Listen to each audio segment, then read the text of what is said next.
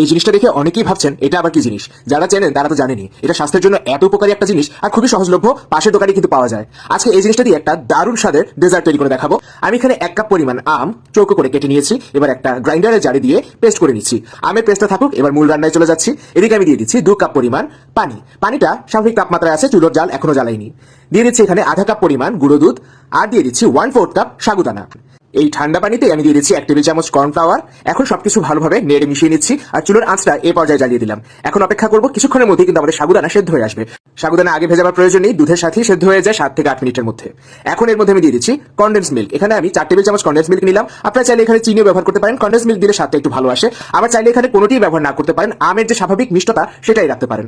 চুলো থেকে নামিয়ে এই দুধের মিশ্রণটাকে আমি ঠান্ডা করে নিয়েছি। এখন সেই যে একটু আগে আমের পেস্টটা করলাম, সেই আমের পেস্টটা এর সাথে মিশিয়ে নিচ্ছি। আপনারা এটা ফ্রিজে ঠান্ডা করে রেখে দিতে পারেন, একটা ড্রিঙ্কস হিসেবেও খেতে পারেন। এখন সেই বিশেষ উপকরণ, একটা বাটিতে আমি নিয়ে নিচ্ছি 2 টেবিল চামচ চিয়া সিড বা চিয়া বীজ। এটা কিন্তু তোকমা না, এটা কিন্তু তিসিও না, চিয়া সিড হিসেবেই সব জায়গায় পাওয়া যায় এবং এটা স্বাস্থ্যের জন্য খুবই উপকারী। আধা কাপ পরিমাণ খাবার পানি দিয়ে এটা ভিজিয়ে রাখবো 20 থেকে 30 মিনিট, কিংবা চাইলে সারা রাত। সারা রাত পর দেখবেন যে এরকম পানিটা শুষে নিয়েছে, তাই খাবো এইটা পানিটা নিয়ে ছাকতে হবে না, আমরা এটা এভাবেই খেতে পারবো। আপনারা চাইলে এটা প্রত্যেকদিন সকালবেলা খালি পেটে খেতে পারেন।